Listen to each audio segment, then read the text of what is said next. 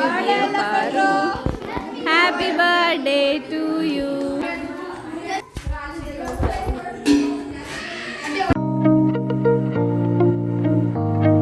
ಪಾರುಗೆ ಇನ್ನೇನು 9 ತಿಂಗಳು ಆಯಿತು, ಸೀಮಂತ ದಿವಸನೂ ಬಂದ್ಬಿಡ್ತು. ಹಾಯ್ ಹಲೋ ನಮಸ್ತೆ, welcome back to Vidya vlog. ಎಲ್ಲರೂ ಹೇಗಿದ್ದೀರಾ? ಐ ಹೋಪ್ ಎಲ್ಲರೂ ಚೆನ್ನಾಗಿದ್ದೀರಾ ಅಂತ ಭಾವಿಸ್ತಿದ್ದೀನಿ. ಇವತ್ತು ನಮ್ಮ ಮನೇಲಿ ಸ್ಪೆಷಲ್ ಡೇ. ಆ ಸ್ಪೆಷಲ್ ಡೇ ಸೆಲೆಬ್ರೇಷನಿಗೋಸ್ಕರನೇ ನಮ್ಮಮ್ಮ ಅಣ್ಣಂದ್ರು ಎಲ್ಲರೂ ಊರಿಂದ ಬಂದಿದ್ದಾರೆ. ಅದಂತೂ ನನಗೆ ಇನ್ನೂ ಸ್ಪೆಷಲ್. ತವ್ರ ಮನೆಯಿಂದ ಬರ್ತಾರೆ ಅಂದರೆ ಹೆಣ್ಮಕ್ಳಿಗೆ ಕೇಳಬೇಕಾ? ಖುಷಿಗೆ ಪಾರನೇ ಇಲ್ಲ. ನನ್ನ ಮಗಳಂತೂ ಅವ್ರ ಮಾವ ಅಜ್ಜಿ ಅತ್ತೆ ಎಲ್ಲ ಬಂದರೆ ನಾನಂತೂ ಅವಳಿಗೆ ಬೇಡನೇ ಬೇಡ. ಅವ್ರ ಜೊತೆನೆ ಎಲ್ಲಾನು ಮಾಡಿಸ್ಕೊತಾಳೆ. ಆದ್ರೂ ನಾನಂತೂ ತುಂಬಾನೇ ಫ್ರೀ ಆಗಿರ್ತೀನಿ. ಇನ್ನ ಪಾರು ಸೀಮಂತಕ್ಕೆ ಅವ್ರಮ್ಮ ಎಷ್ಟೊಂದೆಲ್ಲ ತಿಂಡಿನ ಮಾಡ್ಕೊಂಡು ಬಂದಿದ್ದಾರೆ ನೋಡಿ. ಆಲ್ಮೋಸ್ಟ್ ಆಲ್ ಎಲ್ಲಾನು ಪಾಪ ಅವ್ರ ಒಬ್ರೇ ಮನೇಲಿ ಕೂತ್ಕೊಂಡು ಮಾಡ್ಕೊಂಡು ತಗೊಬಂದಿದ್ದಾರೆ. ಮಗಳ ಸೀಮಂತ ಅಂದ್ರೆ ಸುಮ್ಮನೆ ಅಲ್ವಲ್ಲ, ಅವ್ರ ಪಾಪ ಅವ್ರ ಎಫರ್ಟ್ನ ತುಂಬಾನೇ ಹಾಕ್ಬಿಟ್ಟಿದ್ದಾರೆ ಇದ್ರ ಮೇಲೆ. ಇನ್ನ ತಂದಿರೋ ತಿಂಡಿನೆಲ್ಲ ಪಾರು ಅಕ್ಕಂದ್ರು ಒಂದೊಂದ್ ಪ್ಲೇಟಿಗೆ ನೀಟಾಗಿ ಜೋಡಿಸ್ಕೊಂಡ್ರು. ಅದೊಂದ್ ಕಡೆಲಿ ನಡೀತಾ ಇದ್ರೆ ಹೊರಗಡೆ ಅಡಿಗೆನೆಲ್ಲ ಪ್ರಿಪೇರ್ ಮಾಡ್ತಿದ್ರು. ನಮ್ ಕಡೆ ಸೀಮಂತ ಅಂತೂ ನಾನ್ ವೆಜ್ ಇಲ್ದೆ ನಡೆಯೋದೇ ಇಲ್ಲ ಅಂತ ಹೇಳ್ಬೋದು. ಇವತ್ತಂತೂ ಮಟನ್ನು ಚಿಕನ್ನು ಗೀ ರೈಸು ಎಲ್ಲಾನು ಮಾಡ್ಸಿದ್ವಿ. ಆದ್ರೂ ಈ ಫಂಕ್ಷನ್ ಅಲ್ಲಿ ಎಲ್ಲಾ ಸೇರ್ಕೊಂಡು ಒಂದೊಂದ್ ಕೆಲಸ ಮಾಡ್ಕೊಂಡು ಹೋದ್ರೆ ಅದೆಷ್ಟು ಚೆನ್ನಾಗಿರುತ್ತೆ ನೋಡಿ. ನಮ್ಮ ಫ್ಯಾಮಿಲಿಲಂತೂ ಬಂದವ್ರು ಯಾರು ಕೂರಲ್ಲ. ಅವ್ರ ಕಡೆ ಇವ್ರ ಕಡೆ ಅಂತ ಯಾರು ಯಾವ ಯೋಚನೆನೂ ಮಾಡಲ್ಲ. ಕೈಗೆ ಸಿಕ್ಕಿದ ಕೆಲಸನ ಮಾಡಿಕೊಂಡು ಖುಷಿಯಾಗಿ ಮಾತಾಡಿಕೊಂಡು ಇಡೀ ಫಂಕ್ಷನ್ನ ಅಷ್ಟು ಚೆನ್ನಾಗಿ ಮಾಡಿಕೊಡ್ತಾರೆ. ಇಬ್ರು ಮೊಮ್ಮಕ್ಕಳನ್ನ ಅಮ್ಮ ಮೇಂಟೈನ್ ಮಾಡಿಕೊಂಡು ಈ ಕಡೆ ಜನನೂ ಬಂದಿದ್ರು. ಅವರೆಲ್ಲರೂ ಸೀಮಂತಕ್ಕೋಸ್ಕರ ಕಾಯ್ತಾ ಇದ್ರು.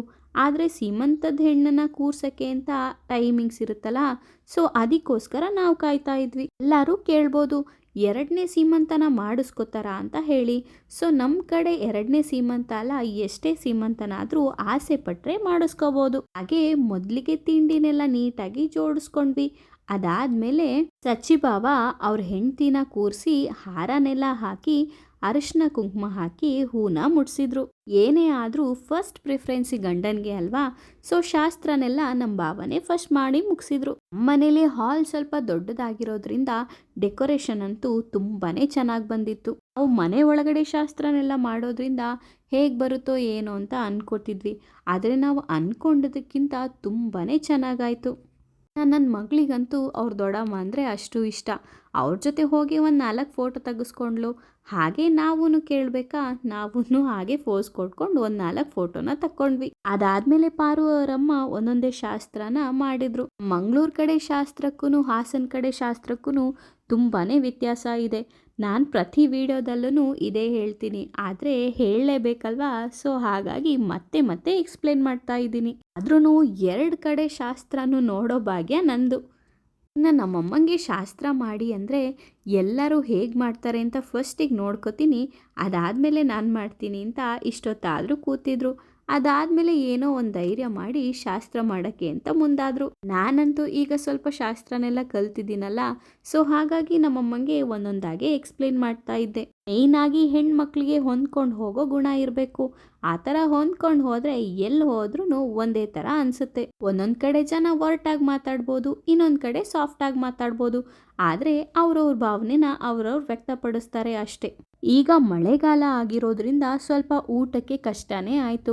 ಆದ್ರೂ ಸ್ವಲ್ಪ ಅಡ್ಜಸ್ಟ್ ಮಾಡಿಕೊಂಡು ಈ ಥರ ಊಟಕ್ಕೆ ಕೂರಿಸಿದ್ವಿ. ಇವತ್ತು ಬರೀ ಸೀಮಂತ ಆಗಿರಲಿಲ್ಲ, ಪಾರು ಅವ್ರದ್ದು ಬರ್ಡೇನೂ ಆಗಿತ್ತು. ಹಾಗೆ ಒಂದು ರೌಂಡ್ ಸೀಮಂತನೆಲ್ಲ ಮುಗಿಸ್ಕೊಂಡು ಅದಾದಮೇಲೆ ಕೇಕ್ ಕಟ್ಟಿಂಗಿಗೆ ಅಂತ ಎಲ್ಲ ಅರೇಂಜ್ಮೆಂಟ್ ಮಾಡ್ಕೊಂಡ್ವಿ. ಮೇಯ್ನ್ ಆಗಿ ಇದ್ರಲ್ಲಿ ಖುಷಿಯಾಗಿದ್ದು ಈ ಪುಟಾಣಿಗಳೆಲ್ಲ ಸೇರ್ಕೊಂಡು ಕೇಕ್ ಕಟ್ ಮಾಡ್ತೀವಲ್ಲ ಇದು. ಹಾಗಾಗಿ ಪಾರುಗೆ ಈ ಬರ್ಡೇ ಕೂಡ ಒಂದು ಮೆಮೊರೇಬಲ್ ಅಂತಲೇ ಹೇಳ್ಬೋದು. ಮಕ್ಳಿಗಂತೂ ಕೇಕ್ ನೋಡಿದ್ರೆ ಸಾಕು, ಅದನ್ನ ಟೇಸ್ಟ್ ಮಾಡೋವರೆಗೂ ಅವ್ರ ಕಂಟ್ರೋಲು ಅವ್ರಿಗೆ ಸಿಗಲ್ಲ. ಹಾಗೆ ಕೇಕ್ನೆಲ್ಲ ಕಟ್ ಮಾಡಿ ಮಕ್ಕಳಿಗೆಲ್ಲ ಕೊಟ್ಟು ಅಲ್ಲಿ ಬಂದಿರೋರ್ಗು ಕೊಟ್ಟು ಈ ಸೆಲೆಬ್ರೇಷನ್ನೆಲ್ಲ ಮುಗಿಸ್ಕೊಂಡ್ವಿ. ಸೀಮಂತ ಫಂಕ್ಷನ್ ಅಂತೂ ಎಲ್ಲರೂ ಖುಷಿಯಿಂದ ಆಚರಿಸಿದ್ವಿ. ಪಾರುನ ನೋಡಿದ್ರೆ ಯಾವ ಪಾಪು ಆಗ್ಬೋದು ಅಂತ ಯಾರಿಗಾದ್ರೂ ಗೆಸ್ ಇದ್ರೆ ಕಮೆಂಟ್ ಮಾಡಿ. Thank you.